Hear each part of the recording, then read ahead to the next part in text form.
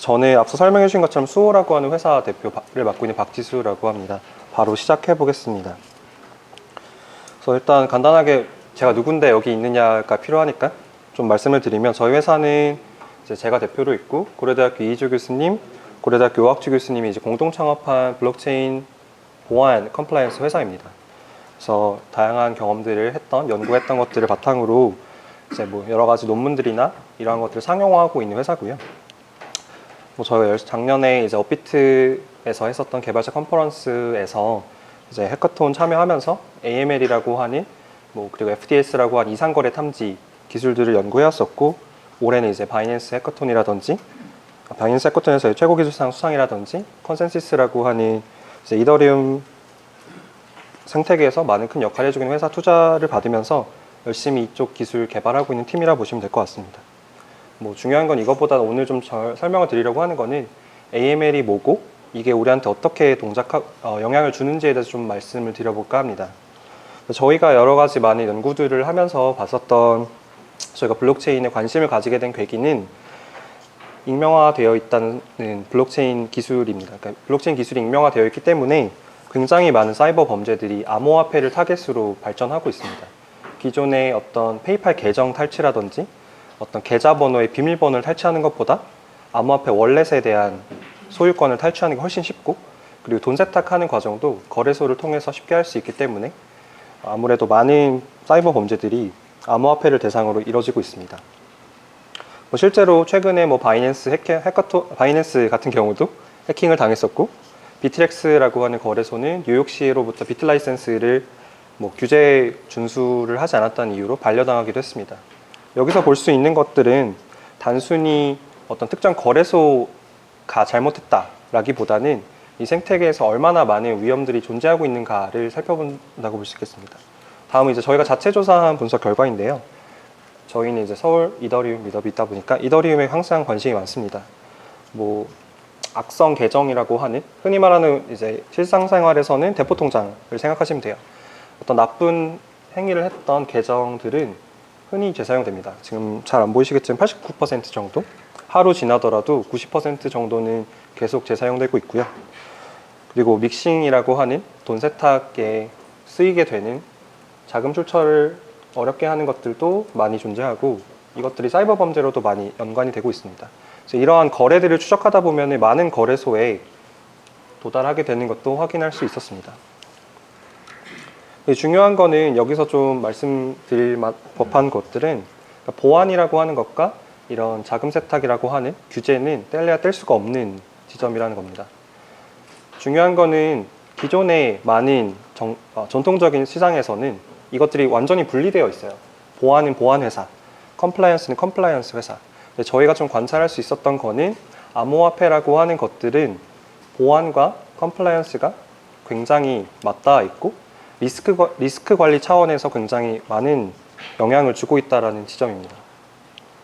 그래서 저희는 이 가운데서 레버리지를 하려고 하는 팀이라고 보시면 될 것 같고요. 좀 구체적으로 좀 설명을 드려보도록 하겠습니다. 이제 암호화폐 자금 세탁 방지라고 하는, 아까 말씀드렸던 AML은 안티머니 런더링이라고 하는 말의 준말인데요.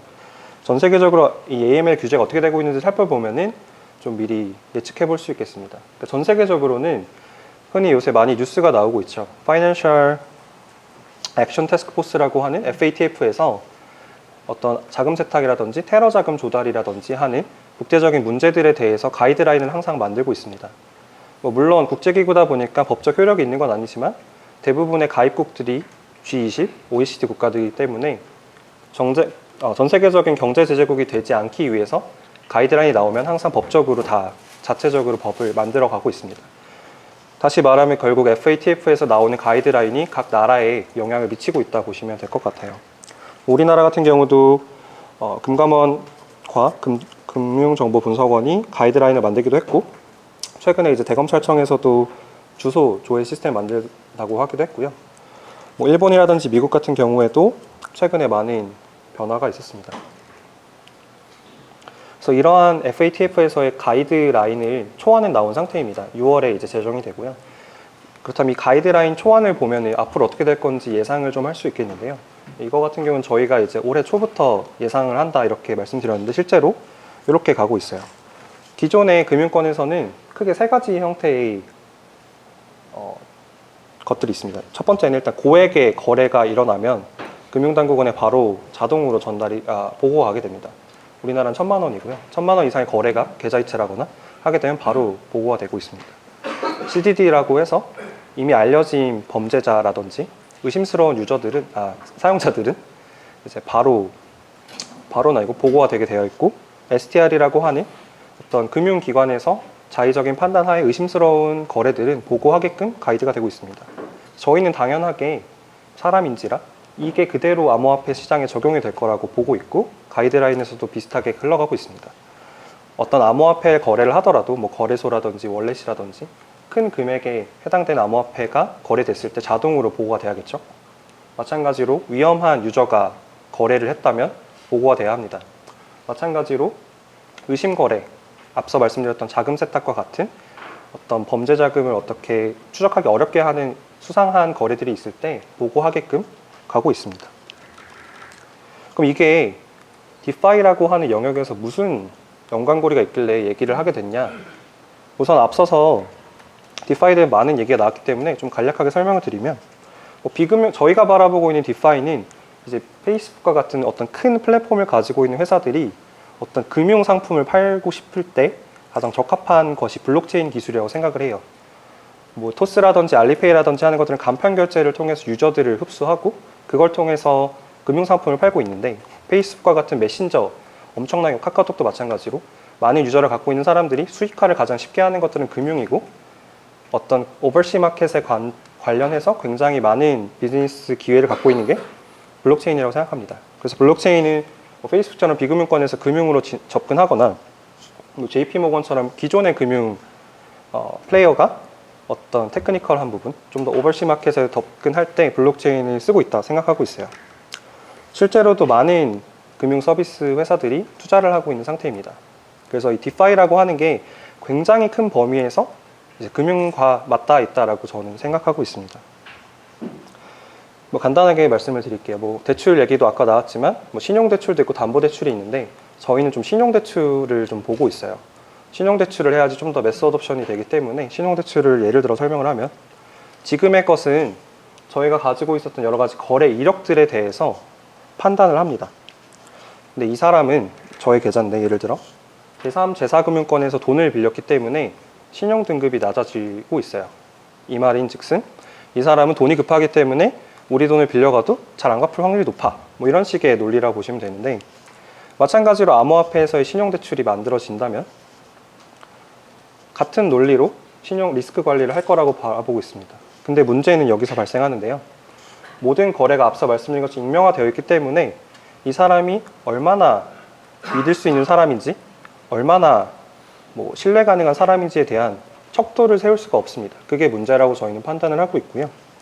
그래서 저희가 하려고 하는 것들은 이 익명화된 것들을 뭔가 식별할 수 있는 데이터들을 쌓으면, 이 밥이라고 하는 사람이 저인지 주인이 전지 다른 사람인지 알지 못하더라도 온체인 데이터만으로도 신용대출을 할 수 있겠다라고 생각하고 있어요. 좀 더 요약을 한 번 더 설명을 드리면, 이제 블록체인에서 어려운 점은 이 계좌의 주인이 누군지를 판단하는 부분입니다. 예를 들어서 이 밥이라고 하는 건 어떤 주소인데요. 이 밥의 주인이 누군지를 식별하는 것에 저희가 관심이 있다기보다는 이 밥이 블록체인 상에서 했었던 액티비티를 기준으로 긍정적인지 부정적인지, 믿을 수 있는지 믿을 수 없는지를 하려고 합니다. 앞서 봤던 예시에서 살펴보면요, 0x4C, 앞서 알지 못했던 액티비티는 사실은 어떤 도박성 뎁과의 거래였고, 해커들과 입출금을 하고 있고, 경마장에서 어떤 앱에서 액티비를 했다면 이 사람의 천성은 갬블러라고 볼 수 있겠죠. 갬블러라는 게 식별이 됐기 때문에 어떤 금융 서비스에서는 어느 정도 리스크가 있는 고객이라 볼 수 있습니다. 이런 식으로 이 사람이 누군지는 모르지만 이 사람의 액티비티를 식별함으로써 어떤 리스크 관리를 하자라는 식으로 저희는 디파이를 준비를 하고 있고 데이터를 쌓고 있습니다. 그럼 쌓고 있는 데이터가 뭐냐? 전부 다 쌓고 있어요. 블록체인이라고 하는 것들은 특히 이더리움은 유저 어카운트, 컨트랙 어카운트, 그리고 각각의 계정들 간의 트랜잭션으로 이루어지고 있는데요. 저희는 컨트랙트 계정에 대해서는 기존에 하고 있는 오디시라고 하는 취약점 분석을 통해서 데이터를 쌓고 있고, 지금 좀 설명드리고 있는 어떤 자금 세탁 서비스를 통해서 유저 계정과 트랜잭션 데이터를 모으고 있습니다. 네. 여러분들의 표정을 보면 제가 설명을 잘하는지 알 수 있기 때문에 적극적으로 얘기하겠습니다. 그래서 어떻게 데이터를 모아? 아까 고객 확인을 할 수 있는데 다 익명화돼 있다며 어떻게 확인할 거야? 라고 하면은, 폰트가 깨져서 잘 안 보이지만, 머레어를 저희가 작년부터 수집을 해서 분석을 하고 있어요. 머레어라고 하는 것들은 이런 식으로 협박성 문구에 돈을 안 주면 너의 컴퓨터에 잠금을 풀어주지 않을 거야. 이런 것들이에요. 마찬가지로 다크넷이라고 하는 디웹에 있는 여러 가지 아동 성포르노, 청부살인, 마약 등등의 이제 범죄를 목적으로 만들어진 여러 가지 심층에 있는 웹페이지들을 긁어가지고 그곳에서 쓰고 있는 이런 계정들을 수집하고 있습니다. 부정적인 것뿐만 아니라 긍정적인 것들을 다 모아서 앞서 말했던 어떤 식별 가능한 데이터 풀을 만들고 있다 보시면 돼요. 그거 말고도 여러 가지 것들이 필요합니다. 아까 트랜잭션을 분석해야 되기 때문에 데이터들을, 노드를 싱크를 받고 여러 가지 디믹싱이나 클러스터링과 같이 데이터를 조금 더 분석하기 좋은 형태로 변경도 하고 분석할 수 있는 환경을 만들어줘야 되기도 합니다. 그래서 생각보다 이 AML이라고 하는 것들은 기존 금융권이랑 다르게 블록체인과 관련해서는 좀 많이 복잡한 문제들이 많이 존재합니다. 네, 예를 들어 설명을 좀 드릴게요. 그러니까 AML이라고 하는 자금 세탁의 문제는 사실은 패스 파인딩 문제로 치환할 수 있습니다. 이것은 작년에 있었던 퓨어빗에서의 IEO 사건인데요. 사기 사건인데요. 저희가 가지고 있던 레이블 데이터로 이 전체 다이어그램에 있는 데이터들을 어느 정도 마킹을 할 수가 있어요. 예를 들면은 이미 알려진 퓨어빗의 모금 계정이라든지 기존에 저희가 마크하고 있었던 빨간색 나쁜 계정들, 그리고 그 사이들에 있었던 캐셔리스트와 같은 거래소라든지 폴로닉스 같은 거래소들을 마킹을 하게 되면은 그 사이의 패스를 통해서 얘가 어떤 식으로 동작하고 있는지를 유추할 수 있습니다. 돈이 어떻게 흘러가는지 시간 관계에서 빨리 넘어갈게요. 그래서 돈을 여기서 모아서 결국에 거래소로 계속 흘러가는 것들을 저희가 실시간으로 모니터링하는 개념이에요. 결국 AML이라는 거. 이 사람이 먹고 날랐는데 이 사람이 어떤 알려진 계정들이랑 계속 거래를 하고 그 과정에서 새로운 악성 계정들이 나오고 이러한 것들을 하는 게 이 자금 세탁 방지라고 할 수 있겠습니다. 그래서 이런 식으로 거래소를 향해서 점차 돈이 가는 걸 확인하실 수가 있고요. 이런 식으로 재미난 것들은 돈 세탁을 하다가 어떤 특정 계정을 다시 모아놓은 다음에 기다리고 있어요. 최근에 이제 돈이 다시 움직였는데 돈 세탁하듯이 돈을 어떤 대포 통장에 넣어놓고 인출을 하기 위한 적절한 시기를 기다리고 있다 보시면 될 것 같아요. 네. 이게 이제 개념적인 부분이고 아까 좀 복잡한 문제들이 많이 있다고 말씀을 드렸는데 특히 이더리움 세상에서는 비트코인과 다르게 좀 많이 복잡한 메커니즘들이 존재합니다. 비트코인에 관련돼서는 연구도 많이 진행됐고 솔루션도 많이 있어요. 근데 이더리움 같은 경우는 컨트랙트라고 하는 시스템이 있기 때문에 조금 더 거래 내역을 복잡하게 해주는 믹싱이라고 하는 서비스도 존재하고요. 해킹, 돈 세탁을 하는 과정에서 일부러 취약한 컨트랙트를 이용하기도 합니다. 일부러 취약한 컨트랙트에 돈을 보내고 미안, 해킹당했어. 이런 식으로 일종의 사기를 또 한 번 더 치는 거죠. 나는 선량한 사람인데 해킹을 당해서 돈이 없어진 거와 같이 돈 세탁을 하기도 하고요. 새로 생긴 어카운트를 만들어서 새로 어카운트를 계속 만들어가지고 매크로로 돈 세탁에 활용하기도 합니다. 옆에 보이는 이 별 모양의 이 거래 내역은 저희가 가지고 있는 모델 중에 하나인 저희는 별 모양 거래라고 하는데 돈 세탁의 어떤 특정 패턴이에요. 돈을 모았다가 뿌렸다가 다시 모았다가 뿌렸다가 이런 식으로 반복하는 것들을 볼 수 있는데요. 몇 가지 어떤 식으로 분석하고 있는지를 좀 공유를 드리면 앞서 말씀드린 것처럼 어떤 컨트랙을 이용하기 때문에 주기성이 생깁니다. 저희가 이제 본넷이라고 하는 어떤 특정한 디도스 공격을 하게 하는 걸 참지하는 기술도 여기다 적용하는 건데요. 어떤 특정 주기성이라든지 믹싱을 하기 위해서는 더 복잡해져야 되기 때문에 2개의 계정이 들어가고 3개의 계정이 나오는 식의 거래들이 생기기도 하고 특정한 고정된 수수료를 쓰기도 합니다. 서비스다 보니까. 취약한 컨트랙트 같은 경우는 뭐 갑작스럽게 거래할 때 의미 없는 같은 컨트랙을 뭐 만 개, 몇천 개 이렇게 생성하는 경우를 볼 수 있어요. 뭐 그러한 식의 패턴들이 보이기도 하고, 새로 생기는 계정 같은 경우는 어떤 일회성 계정으로 사용되는 경향이 많습니다. 돈을 전달하기 위해서만 만든다거나 생성하자마자 어떤 거래를 하고 더 이상의 거래가 없는 식의 여러 가지 패턴들이 있어요. 결국에 저희가 하는 일들은 어떤 AML이라고 하는 것들을 탐지하기 위해서 식별된 데이터를 모으고 특정한 패턴들을 찾아서 빠르게 탐지하는 일들을 하려고 합니다. 그래서 앞서 말씀드렸던 데이터 같은 경우는 다음의 범주로 분류가 돼요. 뭐 사이버 범죄와 관련된 블랙리스트들도 있고, 의심스러운 거래 내역이 있는 어드레스들, 이미 많이 알려진 계정들이라든지, 뭐 여러 가지 레포트 되고 있는 것들, 그리고 여러 가지 제보 채널을 통해서 들어오는 것들, 이렇게 많이 나눠지고 있고, 이러한 것들을 통해서 앞서 말씀드렸던 거래 내역을 식별할 수 있게 됩니다. 그래서 이런 것들 바탕으로 이제 이런 자동으로 의심스러운 보고를 하는 솔루션들을 만들고 있어요. 어떤 컴플라이언스 이슈가 있을 때 바로 말을 한다거나, 그 컴플라이언스 보고를 하기 위해서 보고서를 만든다거나, 같이 수집되는 위치 정보를 통해서 특정 국가에서 필요로 하는 로케이션 데이터를 주기도 하고요. 어카운트 정보에 대한 오디시나 컨트랙에 대한 오디도 제공을 하고 있습니다. 조금 이렇게 드리면 좀 어려우니까 예시를 좀 들고 와봤는데요. 결국에 앞서 말씀드린 것처럼 이 자금 세탁 방지 의무를 갖게 되는 것들은 비단 거래소뿐만이 아니라 VASP라고 불리는 Virtual Asset Service Provider, 그러니까 FATF에서는 암호화폐를 취급하는 서비스에 대해서 모두 얘기를 하고 있어요. 지금은 거래소가 가장 많이 크기 때문에 거래소의 주공을 받고 있지만, 앞으로 월렛이라든지 덱이라든지 일반적인 게임, 카지노, 게임 앱들 다 이 가이드라인 안에 속해 있을 거라고 생각하고 있고요. 예를 들면은 이 퍼블릭 체인에 유저가 어떤 트랜잭션을 만들려고 할 때 그 사이에서 분석을 해서 이거는 컴플라이언스 위반이야 라는 식의 어떤 컴플라이언스 레이어가 필요하다 보시면 되고요. 의심스러운 보고 같은 경우도 서비스 그냥 단순히 오픈한다는 끝이 아니라 자기 서비스와 관련된 여러 가지 트랜잭션을 자체적으로 계속 분석해서 의심스러운 거래들을 보고해줘야 되는 의무가 생길 거로 보고 있습니다. 그러니까 결국에 이러한 디파이라고 불리는 어떤 암호화폐나 블록체인과 관련된 금융 서비스에서는 앞으로 이러한 규제들이 의무가 되고 부여가 될 거라고 보고 있고요. 저희는 이제 이러한 부분들을 좀 쉽게 해결해 줄 수 있는 것들을 만들고 있다고 보시면 됩니다. 여기까지 발표하고요.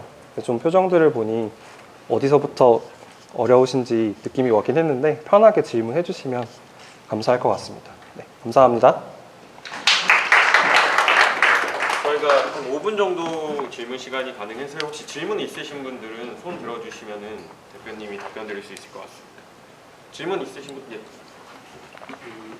지금 저런 시스템이 사후적으로는 조치가 가능할지 모르지만 사전적으로 발생할지도 모르는 위험을 대처할 수 있나요? 되게 좋은 질문이신데요. 우선은 앞서 말했던 거래소를 대상으로는 거래소는 사후 대처를 하더라도 빠른 동결을 하면 어떤 컴플라이언스 이슈는 많이 해결이 됩니다. 예를 들어서 보이스피싱에 사용된 이더리움 계정에 대해서 돈이 입금됐을 때 그 계정을 동결하면은 결국 이제 범죄자는 돈을 뺏지 못하잖아요.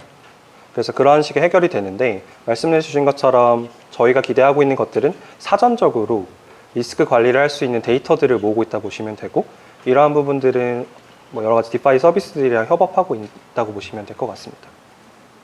새로운 계정들이 막 생기는 것을 통제할 수 없잖아요. 맞습니다. 예, 거기에 대해서는 데이터가 전무하다고 봐야되는데 그렇죠. 그런 새로운 계정들이 즉각적으로 범죄에 이용된다거나 아니면 순간적으로 거래를 통해서 분산되어 나가는 것들을 막는 건 실제로 불가능한. 네, 말씀해 주신 것처럼 계정 생성에 대한 제한을 건다고 보시면 안 될 것 같고요. 그건 알아서 다 블록체인 쓰시는 분들이 만드는 거기 때문에 그거 부분에 포커스 한다기보다는 결국에 그 새로 생긴 계정이 결국에는 다른 곳으로부터 돈을 받게 되잖아요. 그 흐름이 생기는 거고 그 흐름을 따라가고 있다 보시면 될 것 같아요.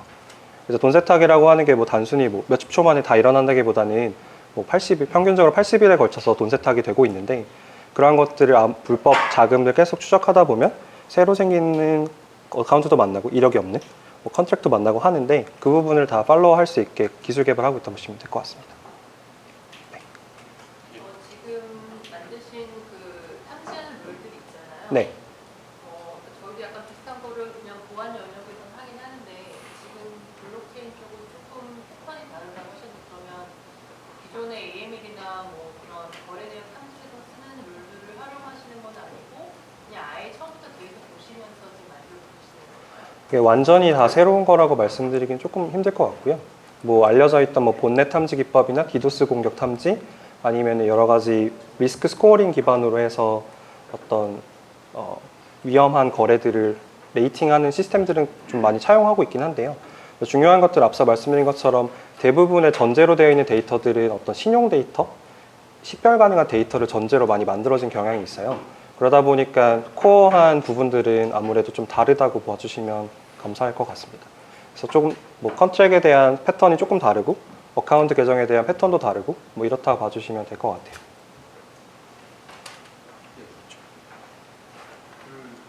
국내에는 아직 믹싱을 해주는 서비스가 없는 걸로 제가 알고 있고 해외에는 꽤 많이 사용되고 있는 걸로 알고 있거든요. 네. 지금 뭐 추적하시고 이런 작업들을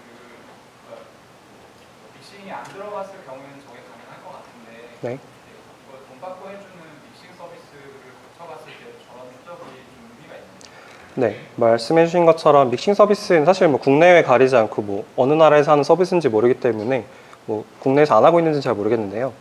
네, 믹싱 서비스를 통하더라도 탐지할 수 있는 게 필요하기 때문에 어느 정도 제너럴한 기법들은 커버가 되고 있고요. 근데 완전히 뭐 익명성을 위해서, 프라이버시를 위해서 특수 고안된 뭐 여러 가지 뭐 제로 놀리지 프루프라든지 아니면 민불민불 같은 것에 대해서는 아직까지는 뭐 커버하고 있진 않아요. 그것들은 좀 앞으로 가야 될 방안이라고 생각하고 좀 더 제너럴하게 많이 쓰이는 것들에 대해서 포커스하고 있다 봐주시면 될 것 같습니다.